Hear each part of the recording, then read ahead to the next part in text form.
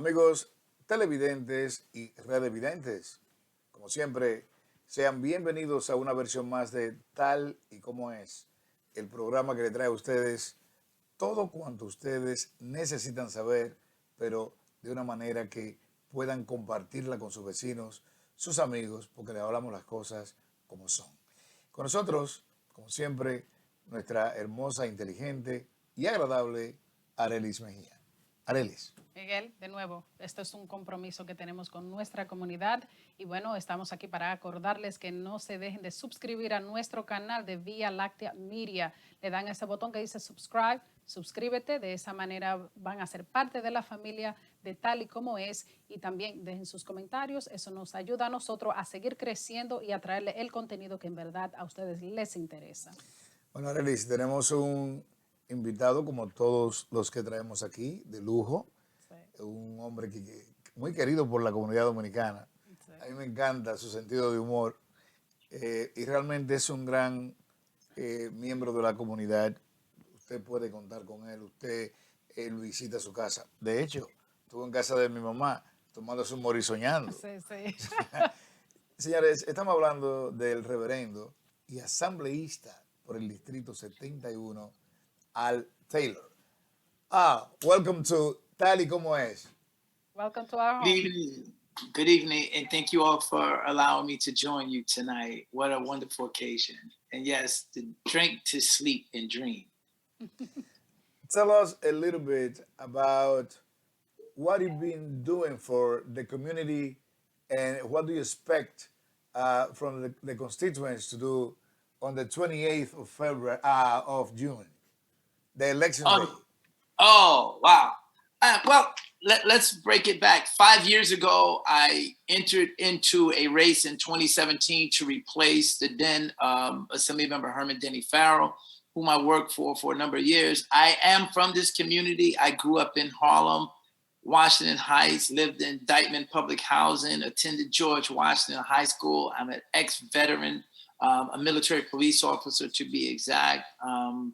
Got my high school diploma in Germany after I left high school without it. And I was educated at Lehman College here in the Bronx, or up in the Bronx. This community is very diverse. They recently redrew the lines to the District of the Assembly. The courts ordered that they redo the lines for the Senate and the Assembly, the Congress as well. And we have a very diverse, a very vibrant community. When we talk about Harlem, we talk about Washington Heights, we talk about Hamilton Heights, we talk about Inwoods, and it's so diverse. But the commonalities are we want better housing, we want safer communities, we want safer transportation, we want our education system to really work for our children, and we want to be able to get a fair shake. So I believe that we fought hard on the legislative part, whether it's more housing, money for housing after COVID. Am I going too far? We need to stop for a translator. Wendy. I don't know. So you guys tell me. Wendy?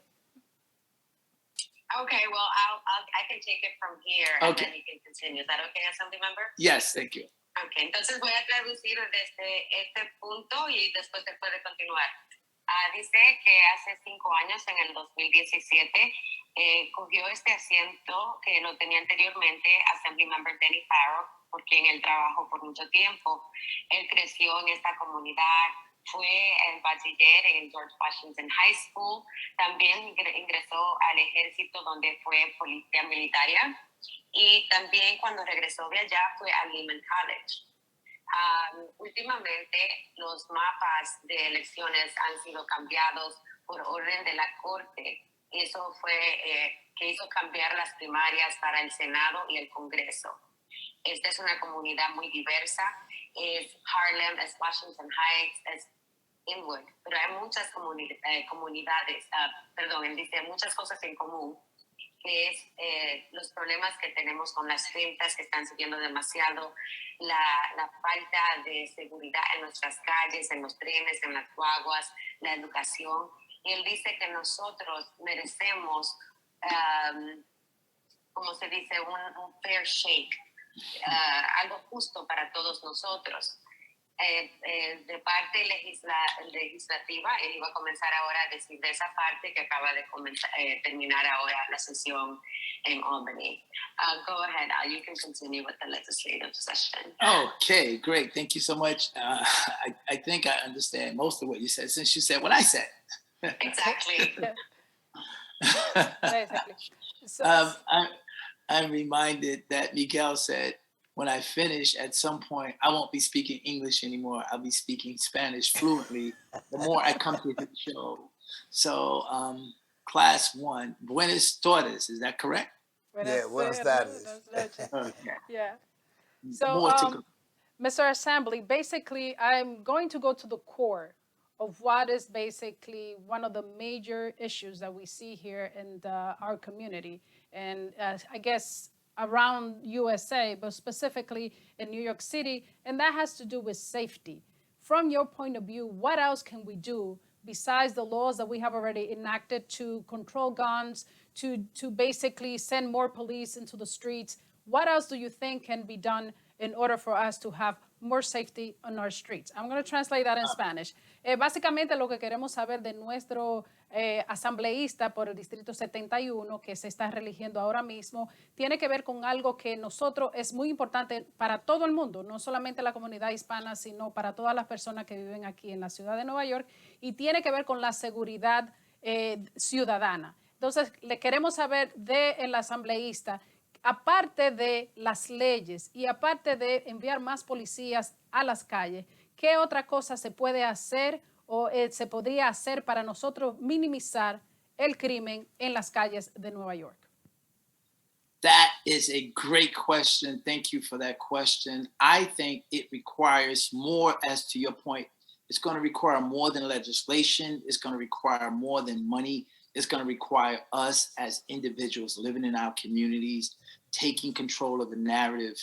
There used to be a time where we would have more tenant associations, more block association presidents, and they knew and were engaged in their community. So building by building, block by block, residents are engaged in the process. So what did that look like? In 2008, we launched a man up prayer walk in a public housing complex where 4 homicides happened in a 30-day period. And as a result of that, the community was at wit's end. And as a pastor, I'm like, we need hope. We need hope to believe that it can get better.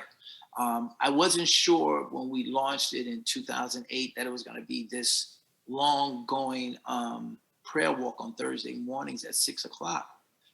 It caught on, and it happens in probably like 9 different locations through New York City every Thursday morning.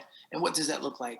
It was a group of men that said, we want to see something better in our community. We don't know what's going to happen, but we believe, as a pastor, we believe that the power of God is greater than anything else that we can invoke. So they bought in, and that looks like walking through the areas where these bodies were thrown, where they were shot and dropped, and praying. And that started to resonate. Initially, people said, oh, that's not going to make a difference. And people started to look at us like we were crazy or we were religious fanatics. But what started to happen was we received a call from then Police Commissioner Ray Kelly. I wasn't an elected official. I'm just a pastor in the community saying, not on our watch. And the crime statistics in that complex dropped. For almost 4 years, there was no shootings, no cuttings, and no one would hurt. And that's what life should be about in the community. But it doesn't happen by sitting behind locked doors and saying, you guys over there have to legislate. You guys over there need to put more money over there. And it's not going to happen by sound bites. It's going to require the whole community to come out together and have some buy-in and say, this is what we want on our watch. And it's a slow process, but if you're in it for the long run, we will and we can demand and we will see transformation. So I say to my community, let's get involved and not sit on the peripheral and wait for somebody to come in on a white horse to change the scenario. Let me stop so they can translate. All right, where do I start? Bueno, primeramente comienzo diciendo que esto les recuerda que a Miguel le había dicho que cuando terminara la entrevista y de todas sus visitas que vienen en el futuro, iba a hablar más español que inglés. Pero Arely, saliste, qué buena pregunta. Esto requiere más de legislación y dinero. Esto requiere que todos nos juntemos como una comunidad. Hubo un tiempo cuando la comunidad se juntaba y trabajaba junto. Había líderes en los diferentes bloques, en diferentes cuadras, había centros comunitarios donde las personas que vivían en las comunidades manejaban lo que pasaba allí. Él dice que eso les recuerda cuando él comenzó una caminata que él hacía todos los jueves por la mañana. Eso fue en el 2008. Y esa caminata se llamaba Man Up, Hombre Arriba. Eso comenzó a suceder en 9 diferentes sitios en la ciudad entera. Lo que hacía era que caminaban las calles y rezaban con los otros hombres y se juntaban. Y esto comenzó a ocurrir después que hubo 4 homicidios en una semana. Fue tan alarmante que no hubo otro modo más que la comunidad entera juntarse. Y la gente le decía, ¿qué es lo que hacen fanáticos rezando en la calle? Pero poco tiempo después recibieron recomendación del comisionador de policía, Raymond Kelly, diciendo que el ejemplo que estaban dando en estas 9 locales estaba bajando el crimen en esa área. Entonces, él dice, no se trata solamente de legislación y de dinero, también se trata de que la comunidad de cada uno de nosotros individuales nos entremos en la comunidad a trabajar y que dirigamos qué es lo que necesitamos en nuestras calles y en nuestros hogares. Mr. Taylor. Yes, senor. It's been a while. We've been seeing small business closing their doors, bringing down their gates. And that's a big concerning because you know how important it is for their community, the small businesses. So what do you expect to see from you in the New York State Assembly in regard of this problem? Thank you so much. Yo le acabo de preguntar al señor Taylor que de un tiempo a esta parte hemos visto cómo se han cerrado los negocios, los pequeños negocios. Y la importancia de estos pequeños negocios en la comunidad es vital porque crean empleos. Y entonces le hemos hecho la pregunta, ¿qué él piensa hacer para resolver esta problemática? Go ahead, Mr. Taylor. The other guy. Good evening. Thank you for that great question. I think before we entered into COVID, there was already a reduction of a lot of stores. They were closing in our communities, not just our communities, from one end of Manhattan to the next. In fact, then Borough President Gail Brewer had put together a study, and in just about on every block from lower Manhattan all the way to the end of Manhattan, the northern part of Manhattan, they were closing in record numbers. The pandemic did not help at all. It pushed even more businesses out. They were closing their gates, never to come back in. One of the great ones that was in the community that I was here for over 30 years probably, which was Coogan's. It was a staple in the community. But because of COVID and because of other business entities that weren't working, they had to close their doors. So what we're looking to do and what we have done on 3 parts. One, the federal government, initially they came out with funding. When I say funding, COVID money was sitting, stimulus money, but it didn't reach the small businesses. It didn't go to the mom and pa's. Then there was a second run on that. And they were able to get some of that, but you had to have 3 PhDs to figure out how to draw the money down. So one of the things that have happened through the assembly, we've been able to, I don't want to say the assembly period, the legislative body between the Senate and the assembly and the governor's office, the past governor and this governor were able to rein in money on the federal level, as well as bring money from the state side that was driven down to the city to help small businesses. There's not enough, to be honest, and we have to do more to keep them from walking away from those businesses. And that's the cost of what landlords were charging. And it goes to our rent as well. So we put money aside for those that were renting. Now I'm moving from, let me stop and let her answer, and then I'll come back to the other part. Aunque él dice que gracias por la buena pregunta. Dice que antes de que entráramos a COVID, muchas de estas tiendas pequeñas y negocios pequeños ya estaban cerrando sus puertas. Se recuerda un estudio que estaba haciendo presidente del condado Gail Brewer, que puso un estudio que examinó los negocios desde el sur de Manhattan hasta el norte de Manhattan y estaban cerrando los negocios en una velocidad grandísima. Entonces ya cuando llegó COVID, ya es como si fuera ya a empujar los negocios sobre el precipicio. Muchos de ellos tuvieron que cerrar sus puertas para siempre. Por ejemplo, Cubans, que tuvo muchos años abierto en nuestra comunidad. Ahora mismo, él dice que están mirando a 3 partes del dinero que han entrado. Primeramente, vino dinero del federal, que fue del stimulus, pero eso no le llegó a los negocios pequeños de nuestras comunidades. El segundo stimulus sí fue para los dos, pero fue muy difícil para que los negocios pequeños fueran a aplicar. Necesitaban ayuda y muchos de sus recursos no estaban disponibles porque sus puertas estaban cerradas.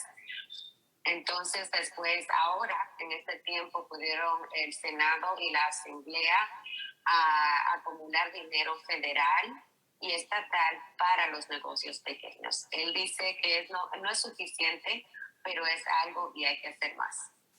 Also, there is money available if people need to get additional information.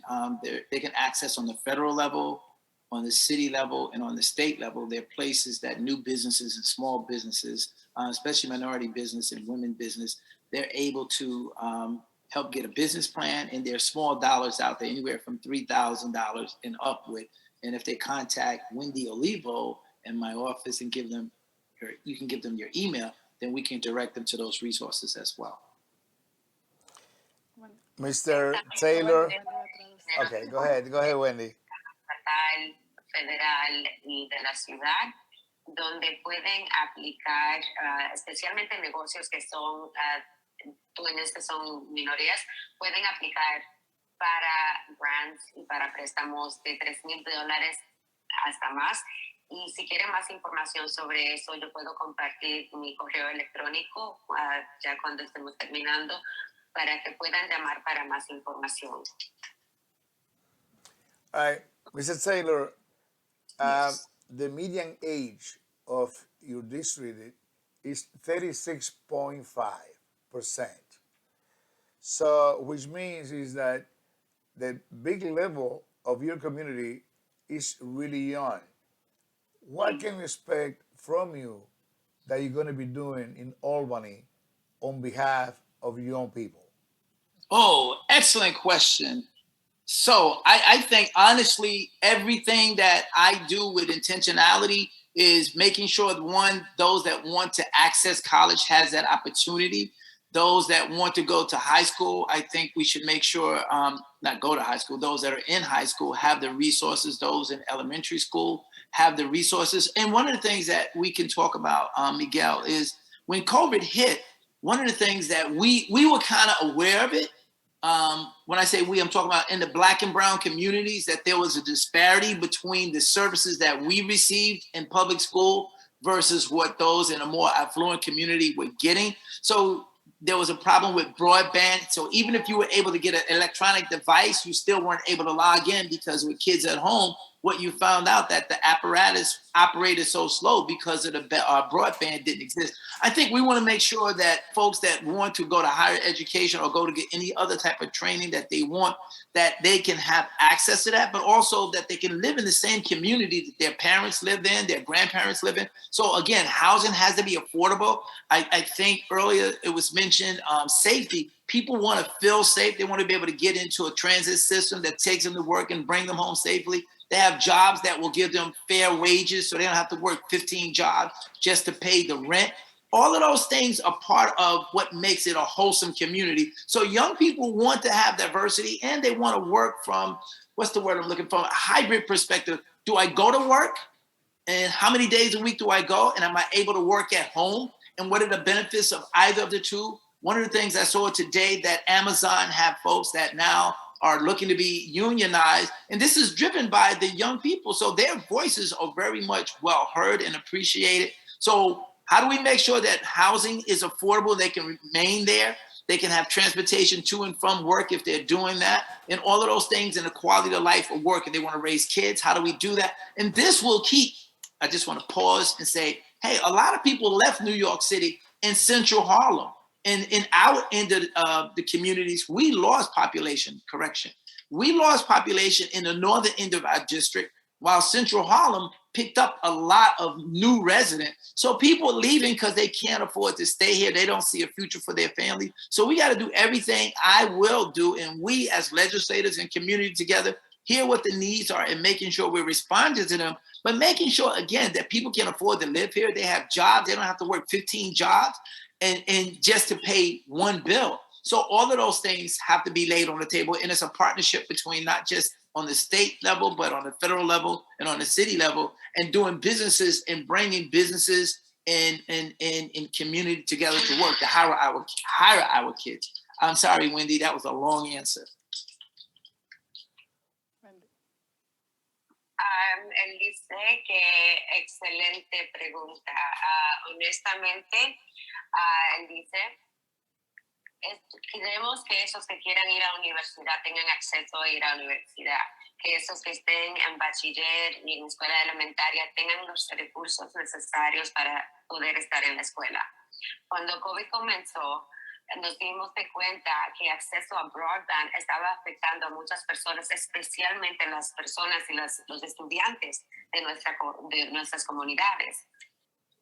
Necesitamos que acceso a ellos vivir en nuestras comunidades sea asequible. Por ejemplo, que se puedan quedar donde viven sus padres, que puedan vivir a ciertas cuadras de donde vive su familia, que no tengan que mudarse porque las rentas sean demasiado altas, que puedan viajar en el tren sin tener miedo a crimen. También que tengan acceso, como trabajan la mayoría de los jóvenes ahora, que es poder trabajar mitad en sus oficinas y mitad en sus hogares, que ahora se está volviendo la manera regular de trabajar. Él menciona también que estaba viendo cómo se convirtieron una unión en Amazon, y fue eso el esfuerzo de la gente jóvenes de esa compañía. También repite de nuevo que acceso a housing asequible es sumamente importante. Muchas personas se fueron de nuestras comunidades cuando comenzó COVID, porque ya no podían más correr gente, especialmente cuando ya estaban bajando, no estaban tantos trabajos. También dice que tenemos que oír lo que pide nuestra comunidad para que puedan tener acciones para arreglar los problemas que se enfrentan. Tienen que trabajar en colaboración con la ciudad, el Estado y el gobierno federal, al igual que las organizaciones de nuestra comunidad. Perfecto. So, sabemos que las líneas del distrito han cambiado, y entonces para aquellas personas que quieran votar por el asambleísta Al Taylor, ¿cuál es el área que cubre el distrito 71?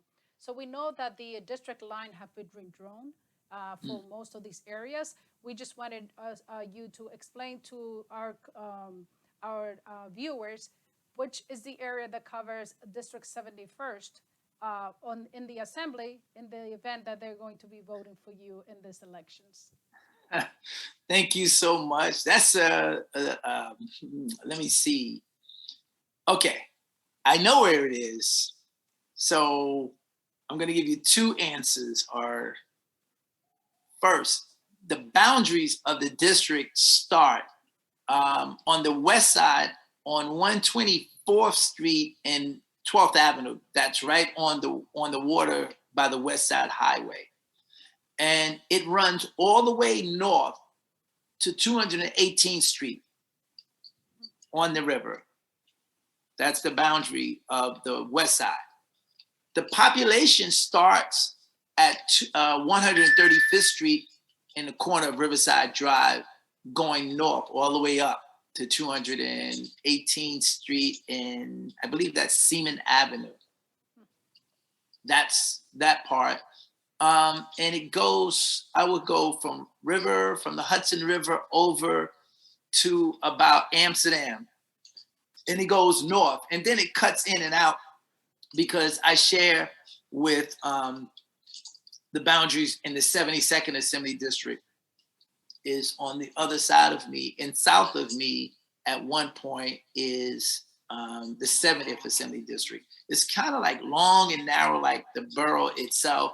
But then when you go to the east side of my district, which is really Lenox Avenue and 7th Avenue, I start at 142nd Street and I go north to 159th Street.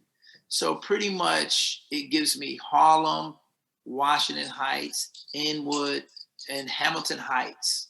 I think that's pretty much basically all of it. Now, growing up in this community, it was just all Harlem to me. I didn't differentiate. When my family moved out of 142nd Street in Edgecombe because my mother could no longer work, she was disabled, we moved to Dyckman. So I lived Dyckman in Nagel, right there, 213 Nagel Avenue. I attended George Washington High School. So I say that to say I work, live, and pastor in the same community in which I grew up in. Not born in New York State, but I'm in the same place all my life. Thank you, Taylor. Señores, nosotros hemos estado hoy compartiendo con un hombre que lo hemos traído ante ustedes para que ustedes vean la calidad, la categoría de ser humano que es este muchacho. No solamente ha estado con nosotros durante toda su vida, sino que es un pastor. En momento precisamente tiene 2 términos, está religiéndose por su 3er término con una hoja de trabajo impresionante que no se la leímos porque quizás no teníamos ya espacio, millones y millones de dólares a la comunidad para resolver problemas. Y eso es lo que ha hecho Al Taylor. Por eso lo estamos endosando en este programa, porque necesitamos gentes capaces, gente que levante nuestra comunidad y que traigan la cristiandad a nuestros corazones en un momento tan difícil como este. Taylor, would you explain to our viewers who you are, not only as a politician, but as a human being, and all you've been doing for our community. Thank you so much. Keep on with the good work, and good luck. Yes, good luck on your campaign, Assembly, Taylor. Thank you all so very much. Super glad to be here. I think I would say buenas noches. Yes. Yes, buenas noches. Buenas noches. Thank you. Residencial Paraíso Dorado, ubicado en la carretera Joaquín Gómez, próximo al colegio Christian School, a solo 5 minutos del centro de la ciudad de La Vega. Proyecto cerrado, con seguridad controlada por monitoreo 24 horas. Contamos con área de recreación infantil, gazebo, parqueo para visitantes, piscina, área verde remozada y cancha deportiva. Apartamentos de 3 habitaciones, vestíbulo, 2 baños, sala, cocina, comedor, balcón, área de lavado, parqueo soterrado y depósito privado. Separa el tuyo con solo 50,000 pesos. Residencial Paraíso Dorado. Viviendas al alcance de todos. Las obras de arte son el resultado del ingenio y el tiempo. Venier Atelier, calle Serafina Aquino de Tapia 73, San Jerónimo. Teléfonos 809-307-8206 y en los Estados Unidos 347-364-8067. Las fibras de hilo de altísima calidad se obtienen tras un complejo proceso en el que prima el valor artesanal, un marcado estilo italiano, donde cada puntada cuenta una historia. Visítanos en nuestras redes sociales, Venier Atelier, y nuestro website, venieratelier.com. Venier Atelier, donde cada puntada cuenta una historia.